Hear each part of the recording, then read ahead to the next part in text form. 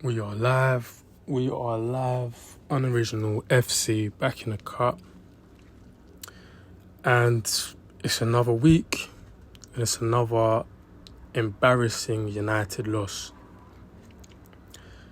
Brighton came through to Old Trafford and smoked these boys. Smoked them. Like it was a real peppering. Yeah? And what was so disgraceful about it, it was easy for Brighton. Easy for Brighton. Brighton came in and played us off the park like it was a training match. It was a training match for them. They were just popping it off, popping it around these boys, playing triangles, embarrassing our midfield, embarrassing the whole team. The whole team.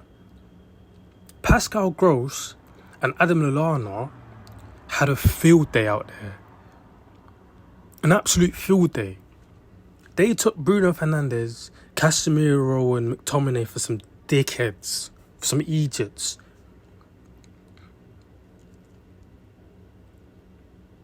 Listen, Brighton play some fantastic football, right? They play some fantastic football. And what's so damning about the loss was that this was Brighton's B team, essentially. Brighton made 6 changes to their starting lineup and came to Old Trafford and we're just a better team. In every department, in every single facet of the game, they were just better than us.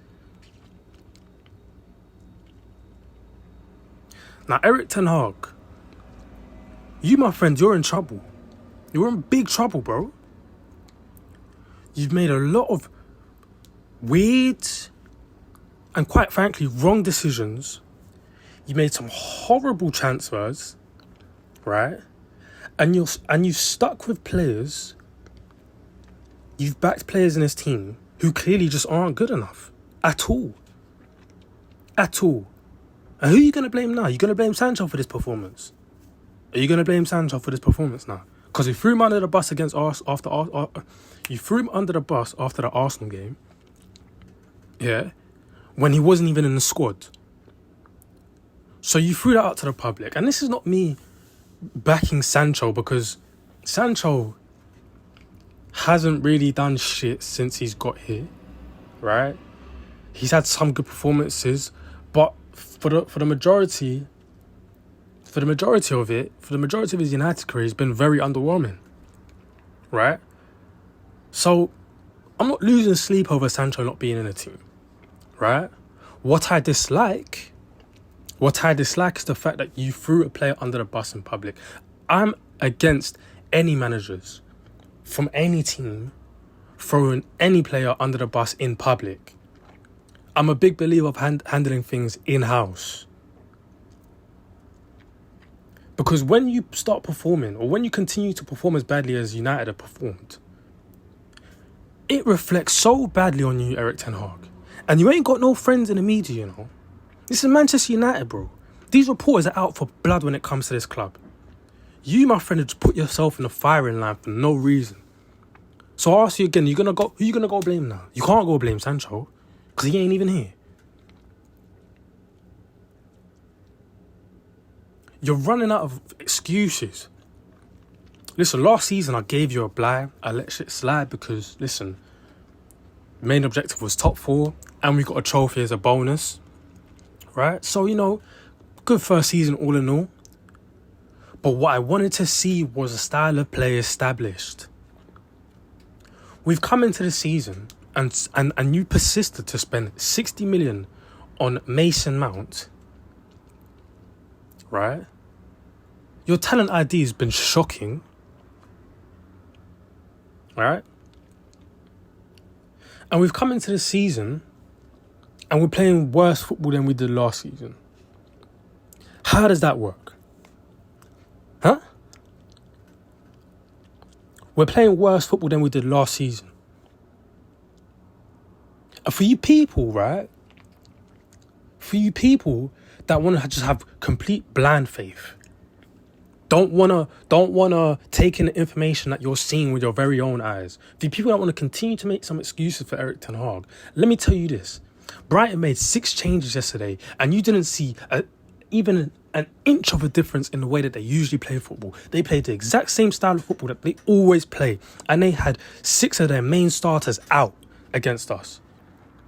What's Erik ten Hag's excuse?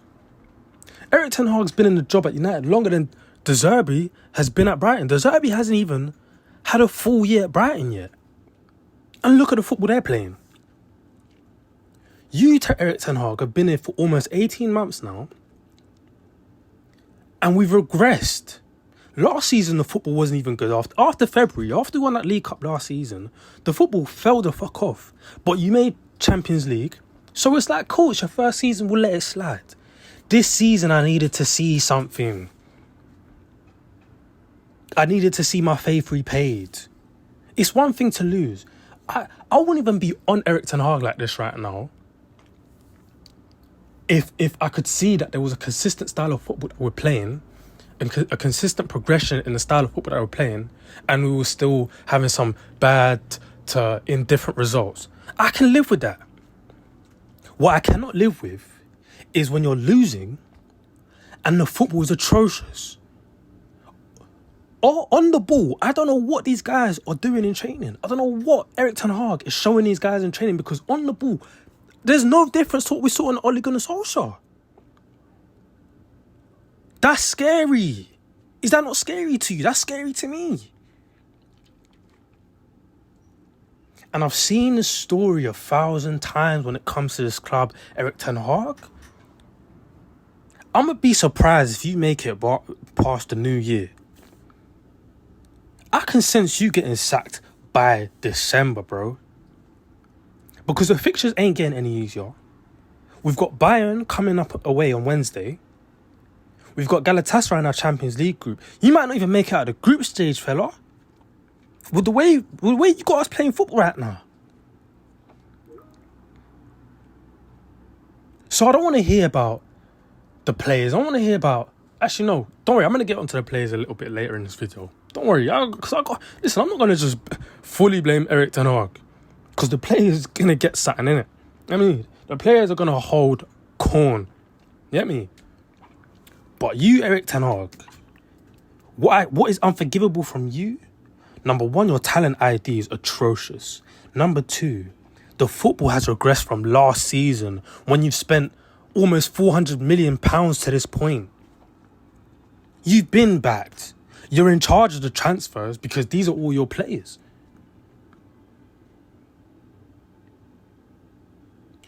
If the style of football doesn't improve quick and fast, if the results don't improve quick and fast, if we end up going out the group stages, which I believe we will, and at the rate we're going, we're probably not even going to make top 4, you're gone. You are gone. You are gone. I'm not one of these people. I'm not one of these, and you know what I'm not one of these stupid fans that just got blind faith. Yeah, you know them people that be like, oh, back the manager. You're not a real supporter. Fuck off. Really fuck off. Because you are the same people, right, that just, you have no sense. Your opinions come from these cracker medias, yeah? All your opinions are formulated by Sky Sports and all these sensation, Daily Mail, The Sun, all these sensations. You lot don't formulate your opinions based off what you see with your own eyes. Me, I do. And what I'm seeing is not acceptable. It's not acceptable. Now that's my Erik ten Hag rant done. Yeah? You players. Listen. I know you lot all love Rashford. I know you lot all love Bruno. But let me tell you something right now. For people that, because I'm already anticipating, I may get comments that may say, how are you going to criticise and go after our quote-unquote 2 best players or 2 most productive players? The reason they are our most productive players, right, is because the whole system runs through them. The whole system is built around those 2. You watch us play And it's Bruno, he gets the ball and he passes to Rashford. Every time. They don't look for nobody else.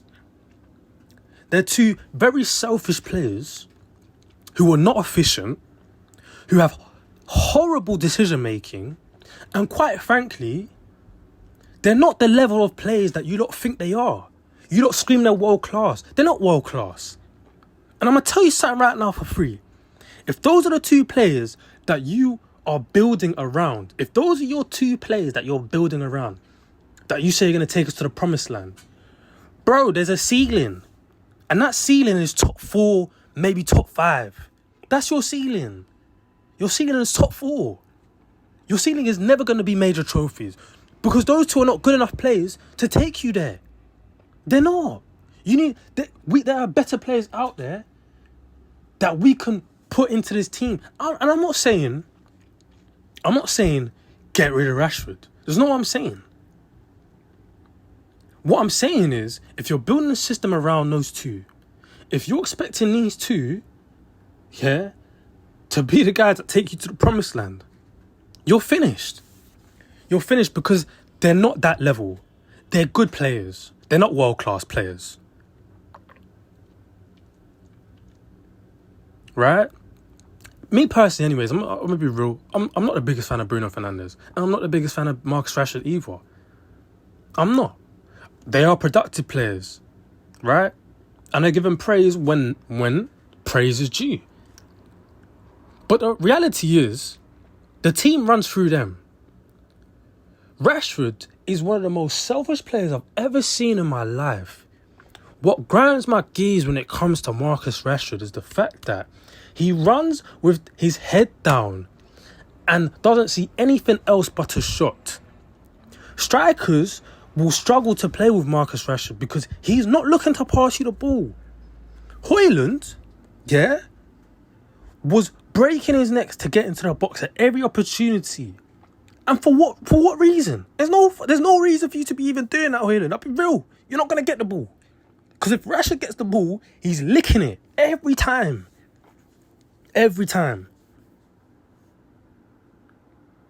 Those two players are not good enough to take you to where United fans want to be. Not if it's built around those two. I'm sorry. They're not good enough players for a team to be built around them. And how many managers have to get sacked? Right? How many times do managers have to cater to them because they can't play another style of football? Right? Because don't ever get it twisted. A big reason as to the football we're playing, or the football we've been playing over the last few years, that counter-attacking, transition, crash, bang, wallop, smash and grab football, is primarily because of Bruno and Rashford, because they're not players who are possession-based players. They're players that thrive in space on the counter. And managers, year after year, have had to cater towards them to the detriment of their own success and the team's success. So yeah, you can run me all these numbers and all these stats when it comes to Bruno and Rashford, right? But you know what? I'd expect you to bag some goals if you're taking 1,000 fucking shots a game. Like, my nigga, let's be serious. Let's be serious, my nigga. For once, let's be serious. You know what I mean? You know? And I hone in on those two because, again, as I've said, the system is built around those two. But, having said that, the whole team is trash. The midfield is abysmal. McTominay had 22 touches the whole game. You're a midfielder with 22 touches. Are you ashamed? Are you not ashamed of yourself? In 90 minutes, you could muster 22 touches. The team showed no intensity, no fight. They got bitched out there. The Brighton players just popping it around them, triangles, just taking them out the game at will. The defence, shocking. Lisandro Martinez, I don't know what's happened to you, bro. I don't know if it's the injury that's just done you in, but it's looking spooky out here because every single week, a new player from the opposition is sending you to the shops, bro, like it's nobody's business. You're getting sent every time, bro. Fix up. the team needs to fix up. Erik Ten Hag, you need to fix up, bro. Because you know what, yeah? As much as this whole team needs an overhaul, I'm talking about the whole team needs an overhaul, yeah? Ultimately, the blame's going to fall on your lap because you are empowering these guys. You made Bruno the captain. So that means these are your guys now. And, unfortunately, it's going to end up with you getting the boot, bro. You're the one that's going to get sacked. So you better fix up and realise that these men are going to drown you, bro. These men are going to drown you, bro. Every week, bro. Every week, you man are getting embarrassed. Even in the Nottingham Forest game that we won. We only won that game because we were down 2-0 in like 5 minutes and we had no choice but to go for it. But to attack. It's shambolic out here, bro. It's not looking good out here at all, bro. It's spooky, bro. Bayern Munich on Wednesday. Best believe, yeah, I'm dropping a video for that game. Listen. I don't know about you. I'm not confident in the slightest. And I'm going to end it on this, right? The biggest... How can I say this? The biggest disappointment or let's just say the biggest disappointment of it all. The saddest part about it all, the most tragic thing about all of this is that when Brighton came to Old Trafford with their B team and smoked us the way that they did, were any one of you United fans surprised? I wasn't surprised. I expected it. Tragic. Shout out, oh my, everybody hates Chris. Tragic. It's tragic, bro. It's tragic. Another week, another embarrassing loss, man. But hey, we in the mud, man. We in the trenches, man. You know what I mean?